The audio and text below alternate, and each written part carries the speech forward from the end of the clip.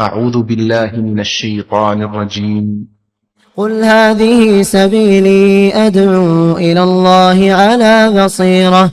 على بصيرة أنا ومن اتبعني وسبحان الله وما أنا من المشركين. شهر رمضان الذي أنزل فيه القرآن هدى للناس وبينات من الهدى والفرقان، فمن شهد منكم الشهر فليصمه، ومن كان مريضا أو على سفر فعدة من أيام أخر، يريد الله بكم اليسر ولا يريد بكم العسر ولتكملوا العدة ولتكبروا الله على ما هداكم ولعلكم تشكرون. السلام علیکم ورحمۃ اللہ وبرکاتہ. الحمد للہ رب العالمین والصلاة والسلام على رسوله الامین وعلى آلہ وصحبہ اجمعین. اما بعد، قال اللہ عز وجل: وَأَمَّا مَنْ خَافَ مَقَامَ رَبِّهِ وَنَهَى النَّفْسَ عَنِ الْهَوَىٰ فَإِنَّ الْجَنَّةَ هِيَ الْمَأْوَىٰ. قابل احترام حاضرین مجلس، میری اسلامی ماؤں اور بہنوں، اللہ رب العالمین فرماتے ہیں، جس نے روز قیامت اپنے رب کے سامنے کھڑے ہونے سے ڈرا اور اپنے نفس کو خواہشات کی پیروی سے روکا، ایسے ہی آدمیوں کا ٹھکانہ جنت ہے. اللہ تبارک و تعالی ہر انسان کے دل میں خواہشات رکھے ہیں. کوئی بھی انسان خواہشات سے خالی نہیں ہے. ہر انسان کی فطرت میں اللہ تبارک و تعالی نے خواہشات رکھے ہیں. قرآن مجید میں اللہ تبارک و تعالی نے انسان کے اندر پائے جانے والے کئی خواہشات کا تذکرہ کیا. کہا کہ زُيِّنَ لِلنَّاسِ حُبُّ الشَّهَوَاتِ مِنَ النِّسَاءِ وَالْبَنِينَ وَالْقَنَاطِيرِ الْمُقَنطَرَةِ مِنَ الذَّهَبِ وَالْفِضَّةِ، کہ لوگوں کے لیے خواہشات خوبصورت کر دیے گئے ہیں. عورتوں کی خواہشات، مال کی خواہشات، سونے اور زیورات کے خزانے کی خواہشات، پالے ہوئے گھوڑوں کی خواہشات، چوپائے اور کھیتیوں کے خواہشات، یہ ساری خواہشات انسان کے دل میں خوبصورت بنا کر پیش کر دیے گئے. اب ہر انسان چاہتا ہے کہ اس کی خواہشات مکمل ہو، لیکن شریعت نے اس کے حدود متعین کر دیے. چند خواہشات ایسے ہیں جسے مکمل کرنے کی اجازت دی گئی. اگر کوئی آدمی خواہشات کو مکمل کرنے میں حد اعتدال کو تجاوز کر جاتا ہے، اس کی زندگی کا مقصد خواہشات کو مکمل کرنا ہو یا ناجائز خواہشات کو مکمل کرنا ہو، یا خواہشات کو مکمل کرنے میں شریعت نے جو حدود متعین کیے ہیں ان حدود سے تجاوز کر جائیں، ایسا آدمی کل روز قیامت ہلاک ہونے والے انسانوں میں شمار کیا جائے گا. اسی لیے اللہ تبارک و تعالیٰ نے روز قیامت کامیاب ہونے والے، جنت میں داخل ہونے والے انسانوں کی علامت یہ بتائی کہ وَنَهَى النَّفْسَ عَنِ الْهَوَىٰ، کہ وہ لوگ جو جنت کے مستحق ہونے والے ہیں، وہ لوگ اپنے نفس کو خواہشات کی پیروی سے روکتے ہیں. کیسی خواہشات؟ وہ خواہشات جسے بجا لانا، جسے مکمل کرنا انسان کے لیے حرام ہو، وہ خواہشات جو انسان کو حد سے تجاوز کرنے پر آمدہ کرے، ایسے خواہشات کو مکمل کرنے والا انسان ناکام ہو جائے گا۔ ورنہ اللہ کے رسول صلی اللہ علیہ وسلم نے بہت سارے خواہشات کے تعلق سے فرمایا کہ اگر وہ خواہشات حد سے تجاوز نہ کر جائیں یا ناجائز نہ ہوں اور حلال طریقے سے ہوں تو اللہ کے رسول صلی اللہ علیہ وسلم نے اس پر ثواب کی بشارت، ثواب کا وعدہ کیا ہے۔ اللہ کے رسول صلی اللہ علیہ وسلم نے صحابہ کرام کے سامنے نیکی اور صدقے کا تذکرہ کرتے ہوئے فرمایا کہ اگر آدمی اپنی جائز خواہشات، اپنی بیوی سے بھی اپنی خواہشات مکمل کرتا ہے تو اللہ کے رسول نے فرمایا اس پر ثواب ملے گا۔ صحابہ اکرام نے تعجب سے پوچھا کہ اللہ کے رسول، ایک آدمی اپنی خواہش مکمل کر رہا ہے، کیا اسے بھی اس پر ثواب ملے گا؟ تو اللہ کے رسول صلی اللہ علیہ وسلم نے فرمایا کہ بتاؤ، اگر آدمی اسی خواہش کو ناجائز طریقے پر مکمل کرے تو اس پر اسے گناہ ملے گا، اسی خواہش کو اگر آدمی صحیح طریقے پر، حلال طریقے پر، جائز طریقے پر مکمل کرے تو اس پر اللہ تبارک و تعالیٰ اسے ثواب دیتے ہیں، نیکیوں سے نوازتے ہیں۔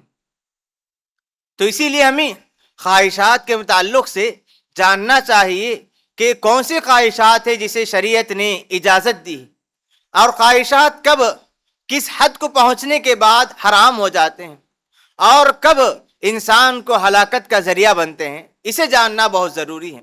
نبی کریم صلی اللہ علیہ وسلم نے جس حدیث میں فرمایا کہ انسان کو 3 چیزیں ہلاک کر دیتی ہیں، شح مطاع، کہ ایسی بخیلی جو اسے انسان جس کی پیروی کرے، اور وہوى متبع، اور وہ خواہشات جس کے پیچھے چلا جائے، یہ انسان کو ہلاک کر دیتے ہیں۔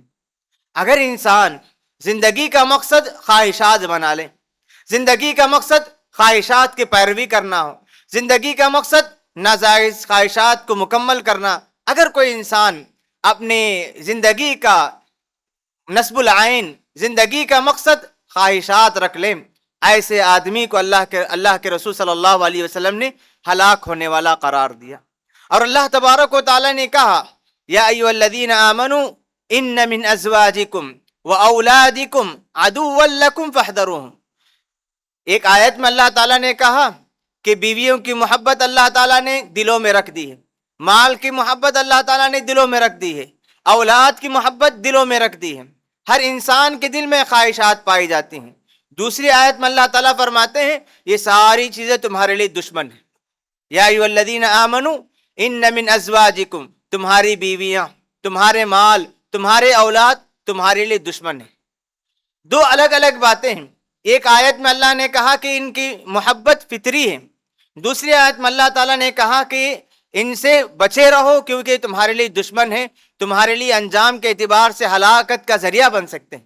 کیا معنی ہے کہ خواہشات اگر جائز طریقے سے ہوں، شریعت کے بتائے ہوئے طریقے پر ہوں، تو یہ چیزیں انسان کے لیے ثواب کا ذریعہ بنتے ہیں، دنیا اور آخرت بنانے کا ذریعہ بنتے ہیں۔ یہی چیزیں حد سے تجاوز کر جائیں، شریعت نے جتنی اجازت دی اس سے زیادہ ہو جائیں، یہی انسان کے لیے دشمن بن جاتے ہیں اور دنیا بھی ہلاک کر دیتے ہیں اور آخرت بھی ہلاک کر دیتے ہیں۔ اور خواہشات کے تعلق سے صحیح اور غلط خواہشات پیدا کرنے کے معاملے میں دل کا بڑا کردار ہوتا ہے۔ دل جس کا صاف ہو، دل جس کے صاف ہو، ایسا انسان کامیاب ہو جاتا ہے اور ساری خواہشات کو شریعت کے بتائے ہوئے مطابق استعمال کرنے کی کوشش کرتا ہے۔ اسی لیے اللہ کے رسول صلی اللہ علیہ وسلم نے فرمایا کہ لوگوں، تمہارے بدن میں ایک حصہ ہے، اس حصے کو درست کر لو۔ اگر وہ حصہ درست ہو جائے، وہ ٹکڑا درست ہو جائے تو سارا بدن درست ہو جائے گا۔ وہ حصہ کیا ہے؟ اللہ کے رسول نے فرمایا وہ دل ہے۔ الا ان فی الجسد مضغہ، کہ لوگوں، دلوں میں، بدن میں ایک ٹکڑا ہے، اذا صلحت صلح الجسد کلہ، اگر وہ ٹکڑا صحیح ہو جائیں، درست ہو جائیں، سارا جسم درست ہو جائے گا۔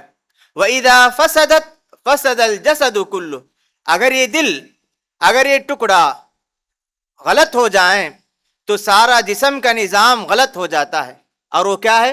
الا وہی القلب، اللہ کے رسول نے فرمایا وہ دل ہے۔ دل اگر صاف ہو، دل اگر درست ہو، دل اگر اللہ اس کے رسول کی بات کو ماننے والا ہو، تو ایسے بندے کا بدن صاف ہوتا ہے، صحیح ہوتا ہے، اور قرآن و سنت کے مطابق چلنے والا ہوتا ہے۔ اور جس کا دل مردہ ہو جائے، جس کے دل میں خواہشات بھر جائیں، ایسے انسان کی زندگی ہلاک ہو جاتی ہے۔ اسی لیے اللہ کے رسول صلی اللہ علیہ وسلم نے یہ بات بتائی کہ لوگوں یاد رکھو کہ تم اپنے جسم کو زیادہ سنوارنے پر محنت نہ کرو، تم اپنے دلوں کو صاف رکھنے، دلوں کو سنوارنے کی کوشش کرو، کیونکہ اللہ تبارک و تعالیٰ تمہارے دلوں کو دیکھتا ہے۔ ان اللہ لا ينظر الى جسم الى جسدکم، کہ اللہ تبارک و تعالیٰ تمہارے جسم کو نہیں دیکھتا، ولا الى اموالکم، تمہارے مال کو نہیں دیکھتا، ولکن ينظر الى قلوبکم، لیکن اللہ تبارک و تعالیٰ تمہارے دلوں کو دیکھتا ہے۔ دل اگر درست ہو، دل اگر صحیح ہو، تو ساری نیکیاں، ساری عبادت، ساری بندگی، سارے کام اللہ تبارک و تعالیٰ کے پاس قابل قبول ہوتے ہیں۔ اگر یہی دل درست نہ ہو، دل میں کدورت ہو، دل میں خواہشات بھرے ہوں، دل میں اللہ تبارک و تعالیٰ کی محبت نہ ہو، ایسے دل پر شیطان سوار ہو جاتا ہے، شیطان مسلط ہو جاتا ہے، اور ایسا دل مردہ دل ہو جاتا ہے۔ قرآن مجید میں دل کی 3 قسم بیان کی گئی ہے۔ قرآن مجید میں دلوں کی 3 قسم بیان کی گئی۔ سب سے پہلی قسم نفس امارہ، یعنی جو دل ہمارے بدن میں ہوتا ہے، ہمارے سینے میں ہوتا ہے، اس کی 3 صفتیں بیان کی گئی۔ نفس امارہ وہ دل جیسے جو انسان کو ہمیشہ برائی، گناہ، بغاوت، معاصی کا حکم دیتا ہے، اور گناہوں کو سجا کر، بنا کر، خوبصورت بنا کر پیش کرتا ہے۔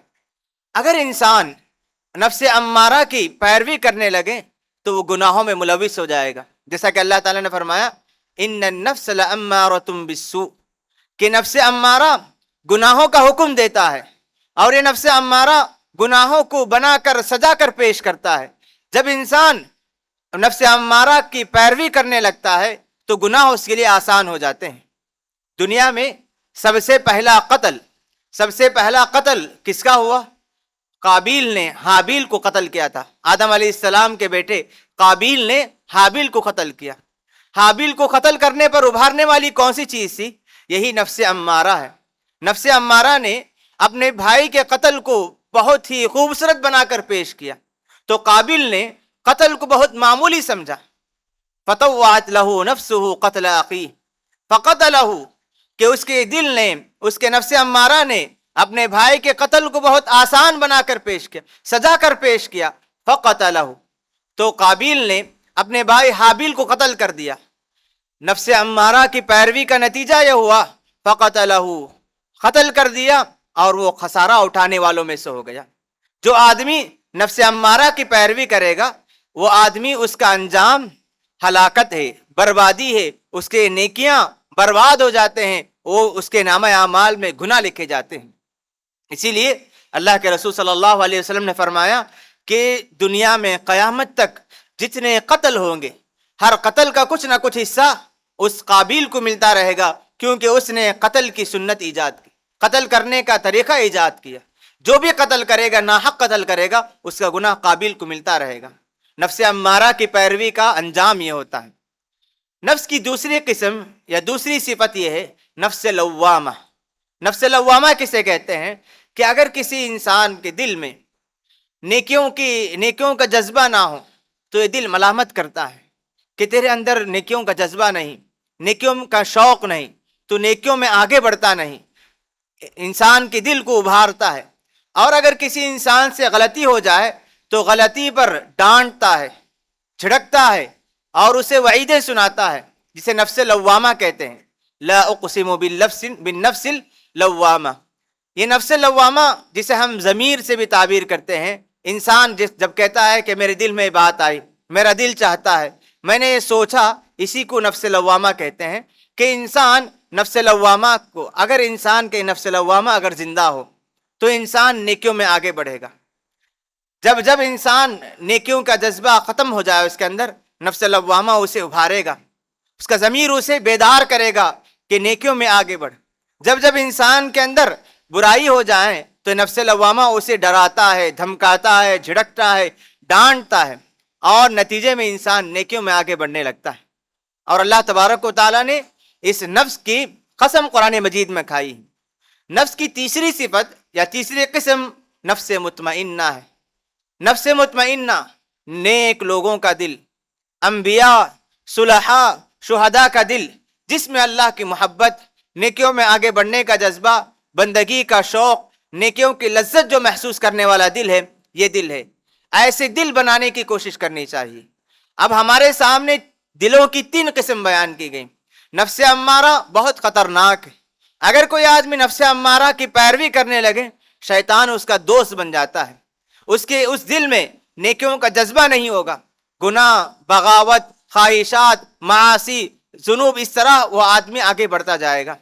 اور جو آدمی اپنے دل کو مطمئنہ بنانے، رب کی محبت، نبی کریم صلی اللہ علیہ وسلم کی سنتوں پر عمل کا جذبہ ہو، ایسے نفس بنانے والے کے لیے اللہ تبارک و تعالیٰ نے جنت بنا کر رکھے۔ یا ایتھا النفس المطمئنہ ارجعی الی ربک راضیۃ مرضیہ، کہ اللہ تعالیٰ نفس مطمئنہ سے کہیں گے ارجعی الی ربک راضیہ، اپنے رب کی طرف راضی ہو کر چل، مرضیہ، اس حال میں کہ تیرا رب بھی تجھ سے راضی ہے، فادخلی فی جنت، میرے جنت میں داخل ہو جا۔ جو آدمی اپنے دل کو صاف کر لے، اپنے دل کو درست کر لے، اس کی دنیا بھی بن جاتی ہے اور آخرت بھی بن جاتی ہے۔ اللہ رب العالمین دنیا میں بھی راضی ہو جاتے ہیں اور آخرت میں بھی راضی ہو جاتے ہیں۔ اس کے برعکس اگر کوئی آدمی نفس کا پجاری بن جائے، خواہشات کی پیروی کرنے والا بن جائے، ایسے بندے کی زندگی میں نیکیاں نظر نہیں آئیں گی۔ ایسا آدمی خواہشات کا پجاری ہو جائے گا اور شیطان ایسے آدمی پر مسلط ہو جاتا ہے۔ اور جس آدمی پر شیطان مسلط ہو جائے، ایسے آدمی سے کسی طرح کے خیر کی کوئی امید نہیں رکھی جا سکتی۔ اللہ رب العالمین فرماتے ہیں وَمَن يَعْشُ عَن ذِكْرِ الرَّحْمَنِ نُقَيِّضْ لَهُ شَيْطَانًا، جو آدمی اللہ رب العالمین کے ذکر سے دور ہو کر زندگی گزاریں، نُقَيِّضْ لَهُ شَيْطَانًا، تو ہم اس پر شیطان کو مسلط کر دیتے، فَهُوَ لَهُ قَرِينٌ، اور شیطان اس کا دوست بن جاتا ہے۔ اور جس کا دوست شیطان ہو، کیا اس کے دل میں نیکیوں کا جذبہ ہوگا؟ کیا خواہشات کا پجاری بن جائے گا؟ اسی لیے اپنے نفس کو پاک کرنے، اپنے نفس کو صاف رکھنے کی کوشش کرنی چاہیے۔ اور جس نفس کے تعلق سے بات بتائی گئی کہ وہ ہلاک ہونے والا ہے، وہ نفس امارہ ہے۔ جو آدمی اپنے نفس کا پجاری بن جائے، ایسے آدمی کے لیے ہلاکت۔ اور اللہ تبارک و تعالیٰ نے خواہشات ہمارے دل میں رکھے ہیں، تو انسان کو چاہیے کہ شریعت نے جتنی اجازت دی ہے اتنی خواہشات مکمل کریں۔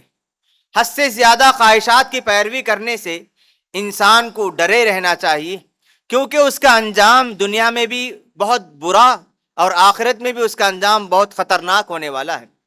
اور جو آدمی خواہشات کی پیروی کرنے والے ہوتے ہیں، گناہوں میں ملوث ہوتے ہیں، نفس کی پیروی کرنے والے ہوتے ہیں، انہیں یہ جان لینا چاہیے کہ آپ جتنی بھی خواہشات کی پیروی کرتے ہیں، اس کا مزہ وقتی ہے، تھوڑی دیر تک جو ہے اس کا مزہ ملے گا۔ جیسے ہی آپ خواہشات ختم ہو جائیں، اس کے بعد آپ کے لیے افسوس، حسرت ہی حسرت ہے۔ جو کوئی انسان نفس کی پیروی کرے اور گناہ میں ملوث ہو جائے، گناہ سے نکلنے کے بعد اسے جو ملنے والا ہے، گناہ جب تک کرے گا اسے مزہ ملے گا، لیکن گناہ سے نکلنے کے بعد اس کے لیے اس کے نامہ اعمال میں گناہ لکھے جائیں گے، اس کے دل میں سیاہ دھبا ڈالا جائے گا، اور ایسا آدمی اللہ کا نافرمان شمار ہوگا، اور ایسا آدمی افسوس کرنے والا ہوگا، ندامت کرنے والا ہوگا۔ اور ایسے آدمی کو اللہ تبارک و تعالیٰ کے عذاب کی دھمکی دی گئی ہے۔ تو وقتی مزہ کے لیے، وقتی فائدے کے لیے دائمی عذاب یا دائمی حسرت یا دائمی ندامت لینا، افسوس لینا کسی قسم کی کوئی عقل مندی نہیں ہے۔ اسی لیے ہر قسم کے گناہوں سے دور رہنا، ہر قسم کے خواہشات جو ناجائز ہیں اس سے دور رہنے کی کوشش کرنی چاہیے۔ اور جو آدمی اپنے آپ کو خواہشات کا پجاری بنا لیتا ہے، حسرت ہی حسرت اس کے لیے ہے، اور اس کے ساتھ ساتھ کبھی کبھار دنیا میں بھی اس کے برے نتائج نظر آتے ہیں۔ آج ہماری دنیا میں بہت ساری برائیاں ہوتی ہیں، کوئی آدمی چھپ کر کرتا ہے، کوئی کھلے عام کرتا ہے۔ اب جو چیزیں لیجیے، نشے کی عادت ڈال لینا، منشیات کا عادی ہو جانا، ڈرگس لینا، ایسی چیزیں جسے اللہ تبارک و تعالیٰ نے حرام کیا۔ اگر کوئی آدمی ان حرام کردہ چیزوں کا استعمال کرتا ہے، نتیجہ یہ ہوتا ہے کہ اللہ تبارک و تعالیٰ اسے دنیا ہی میں رسوا کر دیتے ہیں۔ ایک آدمی جو عزت کے ساتھ، بڑے احترام کے ساتھ زندگی گزار رہا تھا، بڑی عیش و عشرت اس کی زندگی میں تھی، کیا ان چیزوں کی لت اس کو لگتی ہے کہ اس کی عزت مٹ جاتی ہے، اور گلیوں میں ایسے ایسے جگہوں پر نالوں میں پڑے ہوئے نظر آتے ہیں۔ کبھی ایسا بھی ہوتا ہے کہ اس کا خاندان اجڑ جاتا ہے، رشتے ناتے اس سے دور ہو جاتے ہیں، معاشرے میں اس کی عزت ختم ہو جاتی ہے۔ یہ خواہشات کی پیروی کا نتیجہ ہے۔ اسی لیے اللہ کے رسول صلی اللہ علیہ وسلم نے کہا، اذا لم تستحی فاصنع ما شئت، اگر شرم نہیں ہے، ندامت نہیں ہے، جو چاہو کرو۔ اس کا نتیجہ یہ ہوگا کہ اللہ تبارک و تعالیٰ دنیا میں اسے اس کے برے نتائج تمہاری زندگی میں لا کر بتائیں گے۔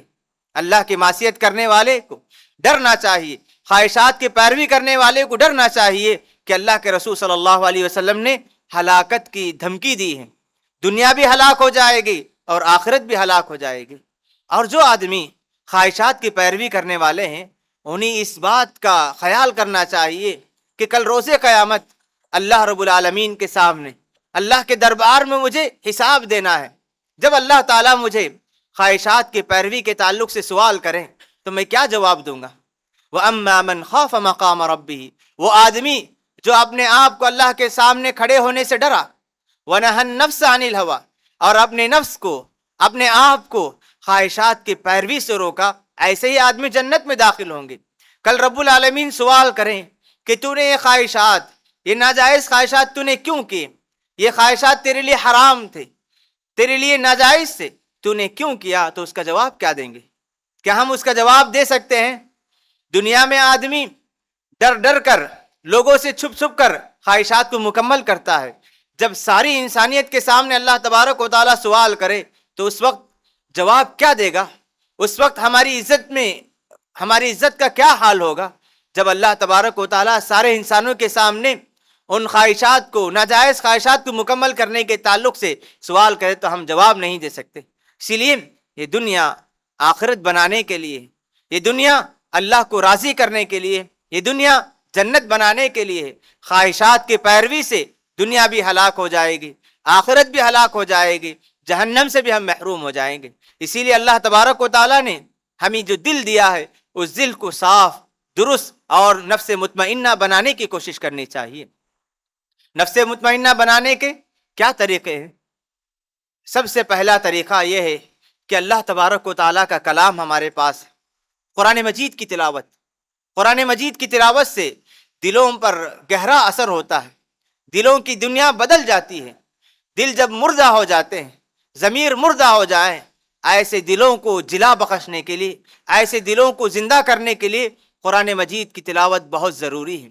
جو آدمی قرآن مجید کی تلاوت کرے گا، ایسا دل نفس مطمئنہ بنے گا، اللہ کی محبت آئے گی، جنت پانے کا شوق آئے گا، عبادتوں کی لذت اس کے دل میں آئے گی۔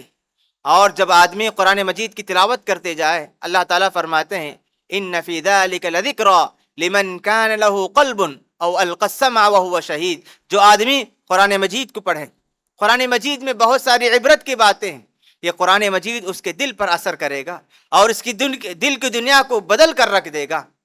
مشہور واقعہ ہے اللہ تبارک و تعالیٰ کی جب آیت نازل کی الم یأن للذین آمنوا ان تخشع قلوبہم لذکر اللہ، کیا وہ وقت نہیں آیا کہ اللہ تبارک و تعالیٰ کے کلام اور جو کچھ اللہ تبارک و تعالیٰ نے حق نازل کیا اس کو سن کر ان کے دل نرم ہو جائیں، دلوں کی دنیا بدل جائے۔ ایک سلف کے تعلق سے آتا ہے کہ وہ بڑے ڈاکو تھے، بڑے چور تھے۔ کسی گھر پر وہ چوری کے لیے چھت پر چل کر جا رہے تھے، گھر میں رات میں کسی نے اس آیت کی تلاوت کی الم یأن للذین آمنوا ان تخشع قلوبہم لذکر اللہ۔ کیا ان لوگوں کے لیے اپنے دل بدلنے کا وقت نہیں آیا؟ وہ جو ڈاکو جو چوری کے لیے ڈکیتی کے لیے گئے ہوئے تھے، اسی وقت کہا ہاں اب وقت آ چکا ہے. انہوں نے اپنی دنیا بدلی، دل کو بدلا اور بڑے وقت کے بڑے عبادت گزار بن کر نکلے. تو قرآن مجید میں عجیب تاثیر ہے. ہمیں قرآن مجید کو پڑھنا چاہیے. ہم میں سے اکثر لوگ قرآن مجید کی تلاوت کرتے ہیں، اللہ کا فضل ہے، لیکن ہمیں قرآن مجید پر غور بھی کرنا چاہیے. یہ اللہ کا کس قدر فضل ہے کہ اللہ کے فضل سے قرآن مجید کا ترجمہ ہر زندہ زبان میں پایا جاتا ہے. آپ تمل زبان جانتے ہیں، تمل زبان میں قرآن مجید کا ترجمہ ہے. آپ انگریزی جانتے ہیں، انگریزی میں ہے. اردو جانتے ہیں، ہر زندہ زبان میں اس کا ترجمہ ہے. آپ تلاوت کریں، کبھی دن میں کچھ وقت قرآن مجید پر غور کرنے، قرآن مجید کے معنی کو سمجھنے کے لیے نکالیں. واللہ قرآن مجید کی آیتوں میں، اللہ کے کلام میں وہ تاثیر ہے کہ انسان کی دنیا بدل جاتی ہے. قرآن مجید کی تلاوت کے ساتھ ساتھ اس کو غور سے پڑھنے کی بھی کوشش کیجیے، دلوں کی دنیا بدل جائے گی. اسی طرح دلوں کی دنیا بدلنے کے لیے اللہ تبارک و تعالیٰ کا ذکر کثرت سے کرنا چاہیے. اللہ تبارک و تعالیٰ کو جو بندہ جس قدر یاد کرے گا اس کا دل زندہ ہوگا، اس کے دل میں خواہشات کی، ناجائز خواہشات کی پیروی کی خواہش نہیں ہوگی. اللہ رب العالمین فرماتے ہیں والذین آمنوا وتطمئن قلوبهم بذکر اللہ. اللہ کے بندے جو ایمان لے آئے ہیں ان کے دلوں کو سکون، اطمینان اللہ کے ذکر سے ملنے والا ہوتا. اللہ کو یاد کیجئے، دل زندہ ہوگا، دل مردہ نہیں ہوگا. اسی لیے شیخ الاسلام ابن تیمیہ رحمہ اللہ فرمایا کرتے تھے کہ دل کے لیے ذکر کی مثال جس طرح مچھلی کے لیے مچھلی پانی کے بغیر زندہ نہیں رہ سکتی، اسی طرح ہمارے دل اللہ کے ذکر کے بغیر زندہ نہیں رہ سکتے. جس قدر ہم اللہ کے ذکر سے دور جائیں گے اسی قدر دل مردہ ہوتا جائے گا. اگر ہم اپنے دل کو زندہ رکھنا چاہتے ہیں تو ہمیں ضروری ہے کہ اللہ تبارک و تعالیٰ کے ذکر کو کثرت سے کریں. جو آدمی جس قدر اللہ کو یاد کرے گا اس کا دل اسی قدر آباد ہوگا، اس کے دل میں اللہ کی محبت اسی قدر زیادہ ہوگی. جو آدمی اللہ کو جس قدر بھولے گا وہ آدمی اسی قدر گناہوں میں ملوث ہونے والا ہوگا. شیخ الاسلام ابن تیمیہ رحمہ اللہ کا ذکر ہمیشہ ہر مجلس میں آیا کرتا ہے. بڑے اللہ تبارک و تعالیٰ کے بڑے عبادت گزار تھے. ان کے تعلق سے آتا ہے کہ جب وہ فجر کی نماز سے فارغ ہو جاتے اسی جگہ بیٹھ کر بہت دیر تک اللہ تبارک و تعالیٰ کا ذکر کیا کرتے تھے. جب کبھی لوگ ان سے پوچھتے کیا بات ہے اتنی دیر بیٹھ کر تم اللہ کو یاد کرتے ہو، ذکر کرتے ہو، کہتے ہذہ غدوتی، یہ میرا ناشتہ ہے. اگر میں یہ ذکر نہ کروں تو جس طرح ناشتہ نہ کرنے کی وجہ سے جسم بھوکا ہو جاتا ہے تو اسی طرح میں اللہ کو یاد نہ کرنے کی وجہ سے میرا دل بھوکا ہو جاتا ہے. اور اگر کوئی آدمی اللہ کو یاد کرنا چھوڑ دے ایسے آدمی کا دل مردہ ہو جائے گا. اور دلوں کو زندہ رکھنا چاہتے ہیں سب سے زیادہ مؤثر ذریعہ اکیلے میں، تنہائی میں اللہ کو یاد کرنا. جو آدمی تنہائی میں بیٹھ کر اللہ کو یاد کرے، اللہ کے عظمت کو یاد کرے، اللہ تبارک و تعالیٰ کی کبریائی کو یاد کرے، ایسا دل آباد ہوتا ہے. آدمی جو تنہائی میں بیٹھ کر اللہ کو یاد کرے، اپنے گناہوں کا یاد کر کے اس کی پکڑ سے ڈرنے لگیں، اللہ تبارک و تعالیٰ اس کے دل کو زندہ رکھتے ہیں. اور اتنا ہی نہیں، اللہ کے رسول صلی اللہ علیہ وسلم نے فرمایا کہ وہ آدمی جو تنہائی میں بیٹھ کر اللہ کو یاد کرے اور اللہ کے ڈر سے، اللہ کے پکڑ کے ڈر سے اس کے آنکھوں سے آنسو جاری ہو جائیں، یہ دو قطرے اللہ رب العالمین کے پاس اتنے قیمتی ہوتے ہیں کہ اللہ تبارک و تعالیٰ کل روز قیامت ایسے آدمی کو عرش کا سایہ عنایت فرمائیں گے. 7 قسم کے خوش نصیب لوگوں میں اللہ کے رسول نے فرمایا وَرَجُلٌ ذَكَرَ اللَّهَ خَالِيًا فَفَاضَتْ عَيْنَاهُ، وہ آدمی جس نے تنہائی میں اللہ کو یاد کیا، اللہ کی کبریائی اور اس کی عظمت سے اس کے آنکھوں سے آنسو جاری ہو گئے، اللہ تبارک و تعالیٰ ایسے آدمی کو روز قیامت عرش کا سایہ عنایت فرمائیں گے. ایک اور حدیث میں فرمایا جس آنکھوں سے آنسو جاری ہو جائے اللہ کے ڈر سے، اس آنکھ کو اللہ تبارک و تعالیٰ جہنم پر حرام کر دیتے ہیں. دلوں کو زندہ رکھنے کے لیے تنہائی ضروری ہے. تنہائی میں بیٹھ کر اللہ کو یاد کیجیے، اللہ تبارک و تعالیٰ کی عظمت کو یاد کیجیے، اپنے گناہوں کو یاد کر کے اللہ تبارک و تعالیٰ سے توبہ مانگیے، پروردگار سے ہمیشہ زندہ دل مانگنے کی توفیق طلب کیجیے۔ پروردگار ہم تمام کو نیکیوں میں آگے بڑھنے کا جذبہ ہمارے دل میں پیدا کریں، جو دل عطا فرمائے وہ دل زندہ ہو، ہمیشہ اللہ کو یاد کرنے والا، اللہ سے ڈرنے والا دل اللہ تبارک و تعالی مجھے اور آپ کو عطا فرمائے۔ پروردگار مجھے اور آپ کو ہر قسم کے ان برائیوں سے دور رہنے کی توفیق عطا فرمائے جس سے ہمارا دل مردہ ہو جائے، نتیجے میں ہمارا انجام ہلاک ہونے والے میں ہو جائے۔ اللہ رب العالمین ہم تمام کو نیکیوں میں آگے بڑھنے، رمضان کی قدر کرنے کی توفیق عطا فرمائے۔ اللہم آمین، وصلی اللہ علی نبینا محمد وعلی آلہ وصحبہ اجمعین۔